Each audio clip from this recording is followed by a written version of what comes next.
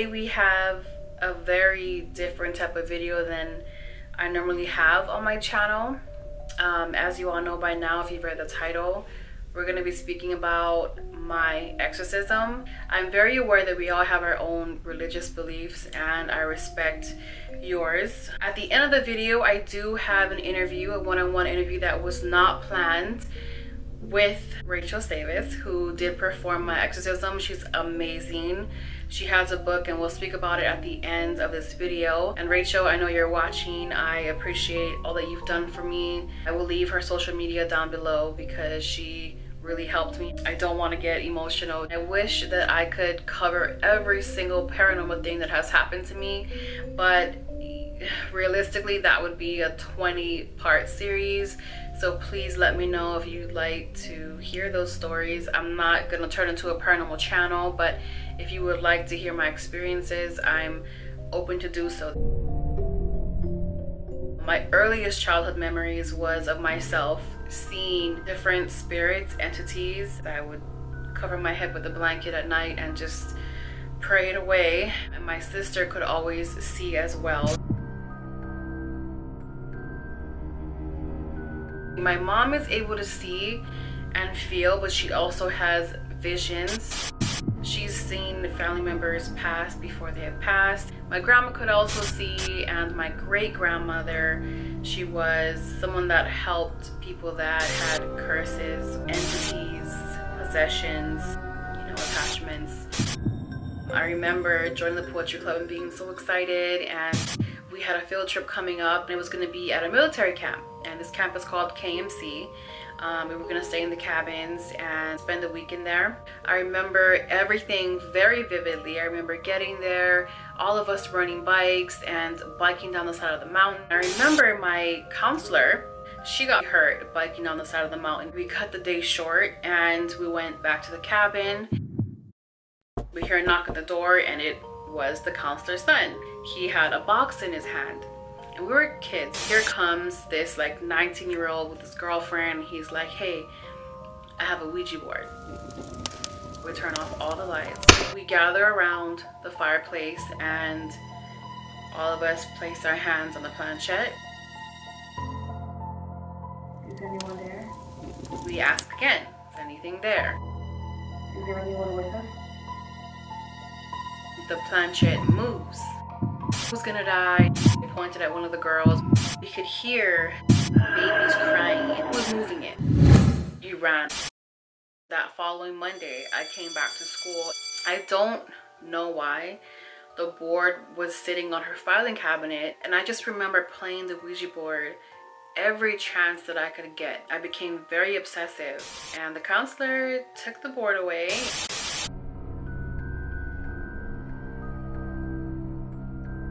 I told my mom what I was doing.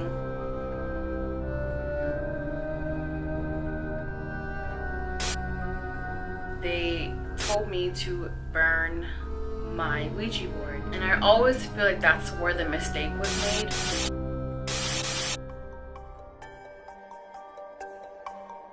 I remember kind of being half awake and half asleep, with my eyes shut, and I started to hear these really heavy footsteps. Very heavy footsteps to where the floor creaked, and I heard it come to the door. Huge bang downstairs. My dog bolted through our door. He was so afraid. We run downstairs, and my dog's cage is huge, and he has his whole portion of the washroom. There's a lock on the cage that he cannot escape, and I see that his cage is in a whole nother direction, and the only way that this cage can be in that direction, you would have to lift the cage over the washer and dryer, shift it, and then place it back down. There's no way that his cage could be in that position. So I know that the loud bang, I know for a fact the loud bang was my dog's cage probably being lifted and just dropped. When you mess with my dog, like that's very serious to me. I needed help. There was something that was around me, affecting me in a very negative way. I would smell smoke all the time at random times in the morning, 2, 3 o'clock in the morning.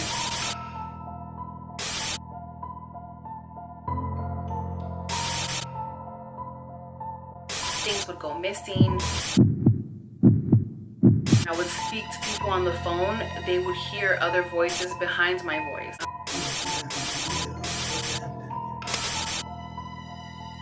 I remember before he came over, I was changing in the restroom and the light turned off. I just said, you don't scare me. Like, the pastor's coming and he's gonna bless this house. And before the pastor came, we have been missing the remote control downstairs for weeks upon weeks. So the pastor comes in, and as soon as he comes in, he looks around and he says, I just want to sit. Says a prayer. He never leaves the couch to walk around and bless each room, to bless the home. He prays for us and he leaves. And I want to say like an hour after he leaves, I lift up the cushion to push it back in, and I see the remote control that had been missing for 3 weeks is under the cushion between where the pastor and I were sitting. And I thought, it's either this thing is finally gone, that's why the remote came back, or it's saying I'm still here.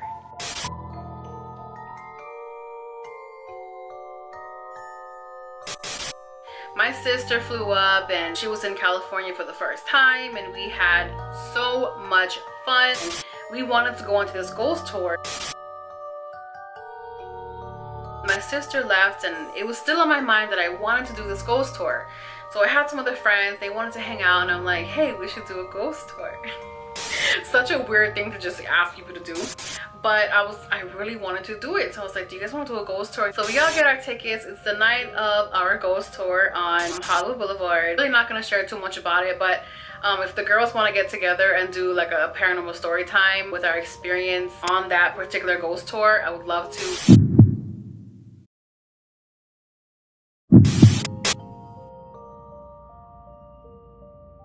This EMF was sat on the middle of the table. This tool is used to detect any like spikes in energy, so entities or spirits can use it to communicate. Now at the end she said, so I'm gonna go ahead and just kind of give you guys a reading. Sorry, my camera just turned off as I was saying that, but she turns to me and says that you believe that you have an attachment to you. You do. Look over at the EMF and it's like spiking red. I mean, just holding it at red. She says that when it comes to this attachment, I don't see a male or a female, which leads her to believe that this is something that has never walked the earth before.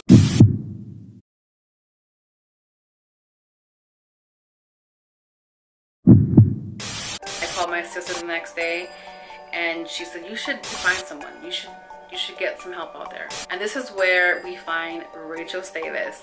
My sister's like, I did research, she's amazing, she helps people with exorcisms, and you should contact her.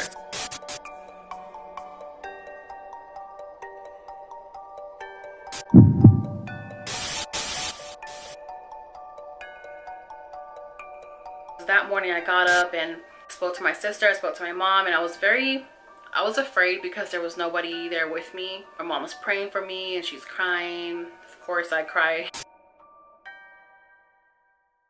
I meet Rachel. She leads me into her spirit room. Right away, she tells me that she sees the attachment that's with me, and it walked with me through the front door. She did let me know that this is an entity. This is not a spirit. It has latched onto me. It's been with me for a long time. And she just knew things about me that I've been through in my life. When I was speaking about my paranormal experiences, I could tell that my battery life was going down. But as soon as we started speaking about like the exorcism portion, my camera battery percentage was going down rapidly. And to the point where my camera turned off. So I said, you know what? Let me go ahead and plug it in and charge it up, turn my camera back on. And it's now at 1%.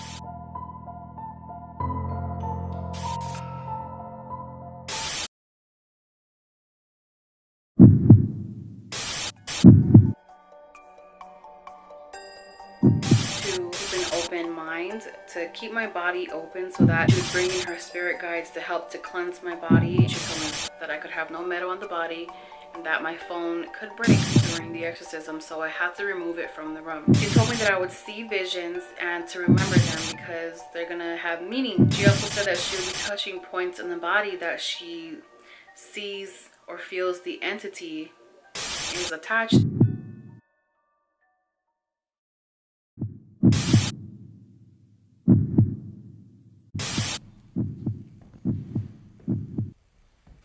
I laid down, shut my eyes.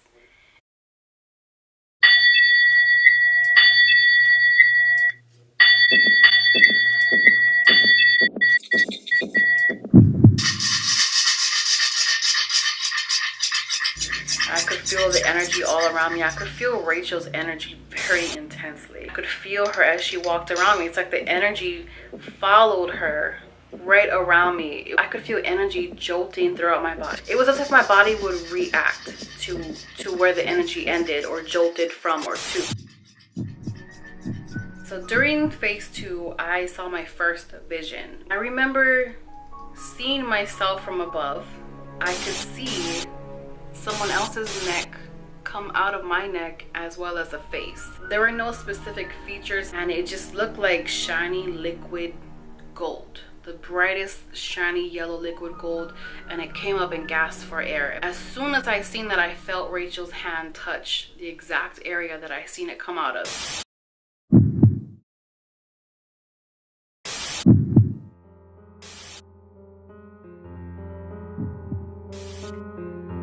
It was a woman. I could see her very close to my face. All I could see was her hair. She had curly hair. I focused on her and she was so beautiful and she felt so beautiful. I have no doubt in my mind that whoever this lady is, she is my guardian angel. She definitely has a huge part in my life and my journey throughout this life, because when I seen her, it was like I knew her. And she was not just beautiful, but she felt so beautiful and of light and love and everything good that you could feel wrapped up into this one person.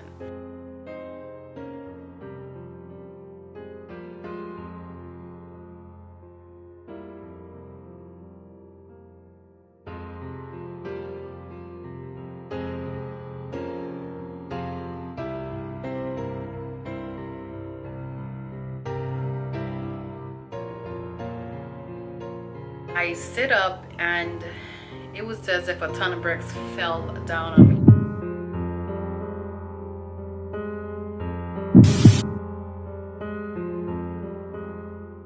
I know this seems crazy to some people, but from a little girl, I always knew that I could kind of move things.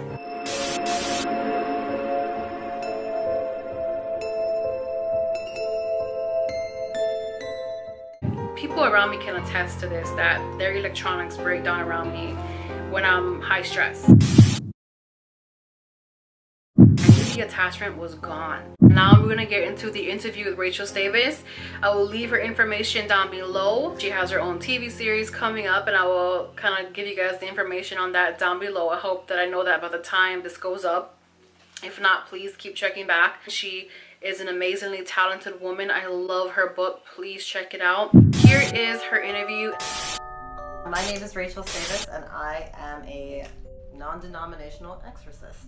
When you do these exorcisms, do they drain you? Yes, they're very draining, and it depends on what people are carrying. Some are easier for me than others. If it's like something that I see very common, which one of the entities that I see all the time is what I call a Clive, because it looks like a Clive Barker drawing to me. It's the lowest form, it's the easiest form for people to get. So those actually I can do one after the other, you know, like I call them like pizza delivery exorcisms, like 30 minutes or less. But if it's something higher than that, you know, sometimes those, if it's the highest of the high, like movie style entities, those can take days and it's very draining. And depending on how many I'm doing, like there are days afterwards that I cannot move at all. Oh wow, okay. Oh, yeah. How did you tune into feeling that this is something you could do? How did this come about? Well, I've always had the I guess, ability, curse, to see entity with my eyes. I've always been able to see it. I see it as clearly as I see you. And it's everywhere. And when I was a child, you know, it was the thing where, you know, you complain about like monsters under the bed or monsters in the closet. And for me, you know, when someone would come in and be like, there's nothing there, it didn't go away. So for many, many years, I pretended like it didn't exist. Like I tried to tune it out. I didn't want to be weird or different. You know, I had plenty of weird and different things going on for myself anyway, so I didn't really need more. Did you maybe find someone to help you to tune into that? What happened was I ended up having a trauma. So I got into a car accident in my early 30s, because I'm in my late 30s now. She doesn't look like it, by the way. Thank you. I appreciate it. But no, I did. And it wasn't like a trauma like, oh my God, like, you know, the usual kind of trauma where it's like someone almost died. And so then you had all this, you know, like the literature version of the trauma. I didn't have that. I got into a very small accident.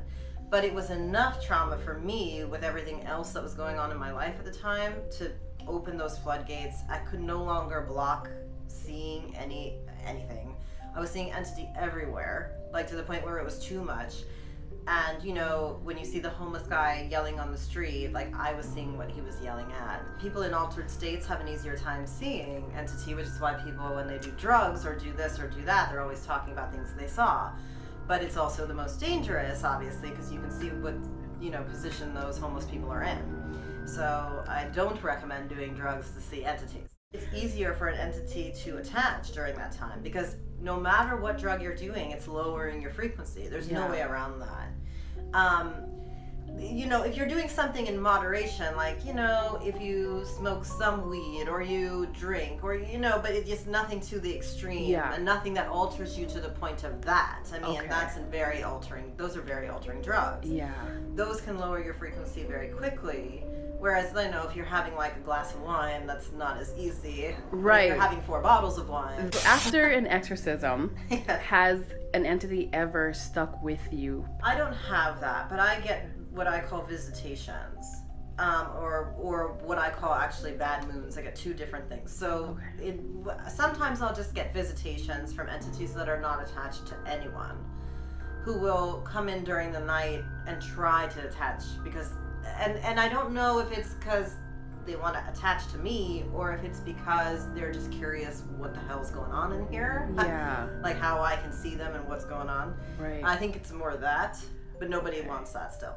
And then I get these other things called bad moons where every now and again, like once every few months, they're less frequent than they used to be for I don't know what reason, but I'll get these things where an entity will visit from sundown to sunup.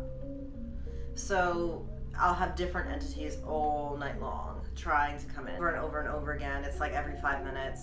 And in the beginning when these things started to happen, I wore protective jewelry and like, you know, because I just thought like, what if I fall asleep? Because I'm exhausted. Right. Like nobody wants to be up all night dealing with that. But then eventually got, you know, protective tattoos because these, you know, in case one night I had the jewelry fall off. It actually came off. And what type of jewelry do you wear for protection? Different things, you know, certainly crosses and things like that, you know, depending on where they're from. Like if you have crosses or rosaries that come from specific places on Earth. That's a segue. So I know that there's a lot of different entities or spirits that have different beliefs when they were alive, if they ever walked this earth. Yes, yes. So when you're encountering these different spirits or entities, do you have to necessarily come from a place where it has to be from their religion to expel them, or what you do just gets rid of them? Well, spirits are a different thing. So spirits are deceased people and people who were people on the planet. That's not attachment. So attachment is only entity. An entity is what people call demons. Now demons, hilariously enough, are not religious at all. They don't give a shit about your religion. The reason why they're depicted as giving a shit about your religion is because they want to get to you. So if it upsets you, they're gonna say it or do it. So when you see priests coming in movies and they're like, this entity is this particular demon, maybe it is, but most likely that demon has been around since, like, if you do history on exorcisms or anything like that, you'll see that entity has been around, like, recorded history since ancient Sumeria. They're not necessarily of any religion, and who's to say that one's not Jewish or that one's not whatever? No, it's all entity, it's all energy, and they're, like I say, they're going to, if it upsets you and lowers your frequency to tell you that it's this, and that's gonna disturb you, then it's gonna do that. That's why, you know, if you're talking about like movie style entities, the ones that do speak to you through people or whatever, will say things about your life. Will say things about, they'll lie to you. They'll do those things. And that actually is true. But again, the reason is to lower your frequency. That's the point. I guess we could speak about the telekinesis. Yeah. It's very rare for people to have. So certainly not everybody has that. Most people don't have the ability to move things on their own. And just because you see telekinesis, like in the movies, where it's like you can point and click something, like, you know, I want that to move so it moves. It's not really that simple, because most people don't know they're doing it at all, and it's very combustible energy. So it just does what it does. I like to think that people who can do those types of things, where it's very specified, they've been able to harness the energy and do it when they want. Those are like oracles. Those are like Debbie Spoon people. Now, someone like me, could I harness that and do something like that? It might take years to do. Yeah. But yes. But a lot of people give up. That's the thing too. Like, it doesn't happen today, so I stop. These are people who have done the work for years and years, every day, years and years and years of their life, that maybe can move it this much. Because you have that open energetic nature, it's like a vacuum, right? So any person who's deceased, who's trying to communicate with you, which you do have, will come through that. I do feel like I'm an empath, and I can feel energies out, spirits, and people are different empaths, you know, like some feel things, some hear it, some have visual ideas, some see words in their mind. All of that is message. It doesn't matter how you receive it. They're going to give it to you the best way they think you're going to receive it. Deceased people do that, you know, like, so, you know, just for an example, I'm not a medium. I don't claim to be a medium. I don't work on that skill because it's a skill, you know. I destroy demons. That's mine, right? But mediums, you know, their skill is I speak to deceased people and I interpret for deceased people. And so, like, for them, you know, it may be even easier because they're just so used to those things coming in. But, like, sometimes when I'm doing that for someone, because if it's for, you know, if there's a deceased person who feels like, you know, this person that's here, they experienced a trauma that led to this position because of the deceased person, they will oftentimes come in, right? That's when I'll have mediumship, I guess. Okay. So for me, sometimes it's not as simple as like someone who's a super great medium who's just like, let me just tell you everything they're saying, just like this.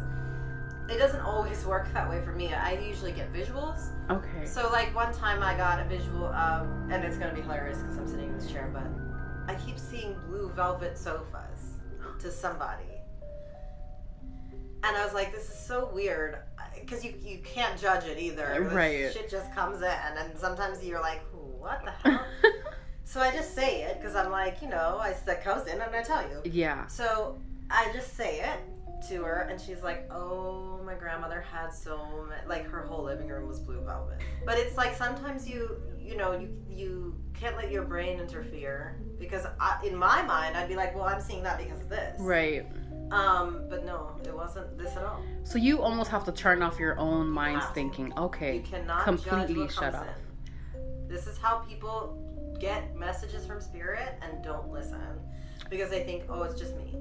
Oh, okay. They're like battling with the message coming in.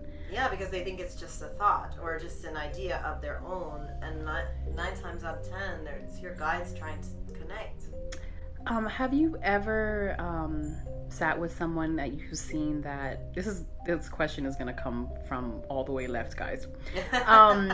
And seeing that maybe they were on their way out, like they were all the time.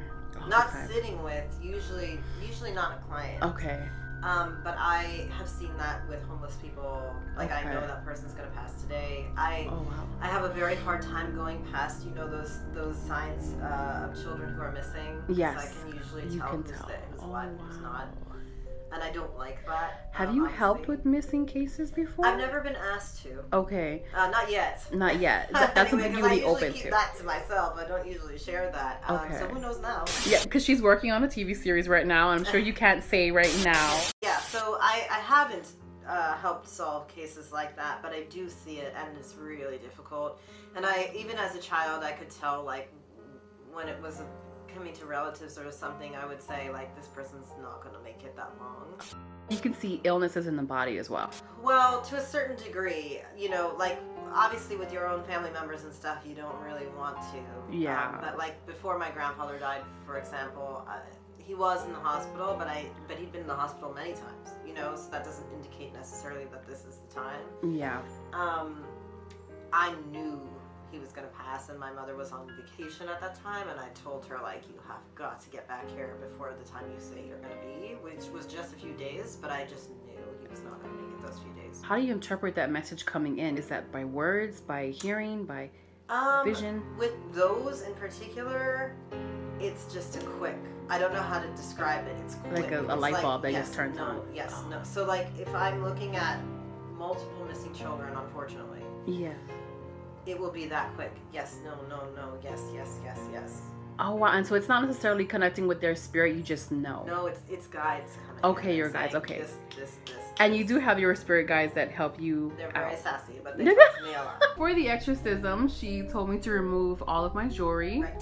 Can you explain why you wanted me to do that? Yeah, so the metal itself sometimes interferes because it's got its own energy, but also, you know, people don't realize that when they receive like wedding rings or like a necklace from your mom or friend or whatever, that has intent in it. That has an energy that it carries, you know? So we don't want that to be the focus. We don't want that intent as part of the process. We gotta get you down to your, you know, spiritual nudity, you know? So it doesn't interfere. There's nothing that's, you know, blocking the working. That's somebody else you're carrying too. So we don't want that. We want that guy out of here so we can work on you. Can you connect to someone else through something they've gifted someone? Absolutely. I tend to do remote exorcisms for people who are ill. Like, so if their family has asked, I don't normally do anything against anybody's will. Okay. But if someone is sick and they're bedridden and they can't get up, but they need it, and I've done all the work to see and assess that they do actually need it. Yeah. I will take items of theirs, and I will do the working on the items as a representation of them. Have you ever seen someone come in for an entity removal, and you found that it was a gift they maybe had on that the entity was attached to? Or very rarely, because even if it was in the beginning, that's another like giant movie misconception where, and I mean not just movies, I mean there are people who have added to that misconception where they're like, it's possessing a doll, it's possessing of this, it's possessing of that. Okay, fine. What's the point? Entities are not stupid. A lot of, like, as we get higher up the chain, they're very intelligent and they're very malevolent.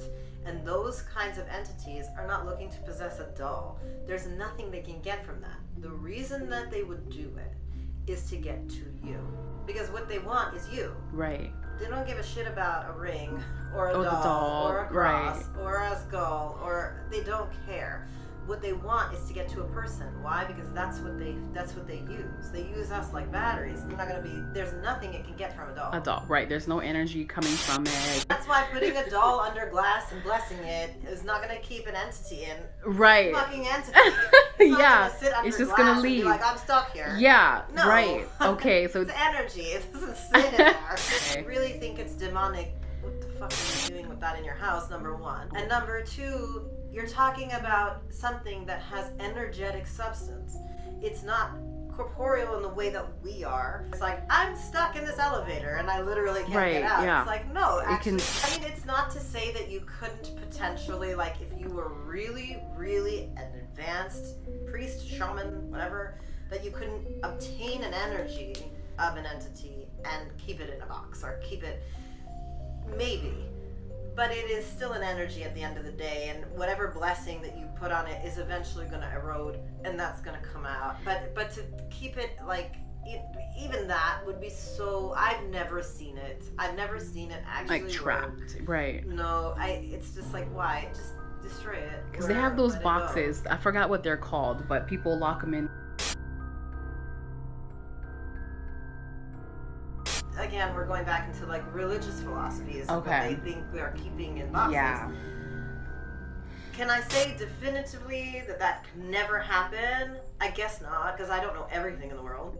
I will say from a decade of working on people, doing thousands of exorcisms of not just of people, but of places, very, very dark places. It's not a thing, because they're energy. Yeah. And your blessings and seals are cool and fine. And you're doing it with energy, so that's why I say it. I can't say it's not impossible. Yeah. If you are very strong energetically, maybe you can. I couldn't even do that, and I do this. I just destroy it. I don't bother with that. That's like the middleman. I'm keeping it in a box. What kind of energy or feeling did you get from me as a person? Your energy's good. You work on yourself, and I told you that during. Yes. You know, like you definitely do. Like your personal energy, without attachments, without life stuff, is high. You know what I mean? It's naturally high frequency. Just go ahead and speak about your book. I had a memoir come out this year with Day Street with HarperCollins, and it's called Sister of Darkness.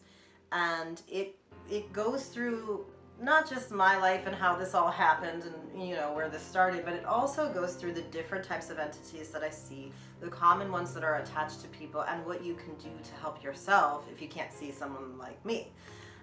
So there are things you can do, like my 30-day connection to spirit. It's also on my Instagram. I do post exactly how to do it. I don't make money from exorcisms. This is not, I have a job. I write television and film. So this is what I consider my calling. So I do put things up, like on social media or whatever, that just help you, you know, because I think in the end, it's all about our energy. I mean, that's really what it's about. Possession is not random. There are reasons why people are possessed. They have to do with trauma. The book goes over all of that. But, you know, at the end of the day, what does it hurt? Even if you don't believe in anything I say or anything that I do, it doesn't hurt you to live better. I'm sorry.